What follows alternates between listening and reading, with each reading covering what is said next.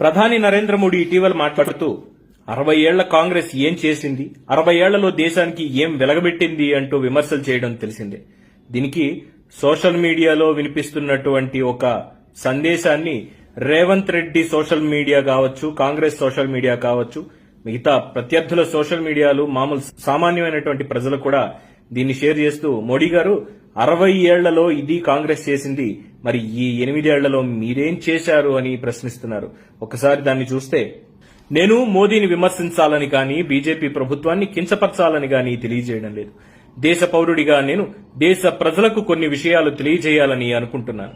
ప్రధాని మోదీ ఒక వేదికపై నిలబడి 60 ఏళ్లలో గత పాలకులు ఏం సాధించారని ప్రశ్నించడంలో అర్థం లేదు. మన దేశ పౌరులు మూర్ఖులు అని అనుకోకండి. మనందరం 200 సంవత్సరాలకు పైగా బ్రిటిష్ పాలనలో ఉన్నాం. ప్రజలు బానిసల మాదిరిగానే జీవిస్తున్నారు. స్వాతంత్ర్యం 0తో ప్రారంభమైన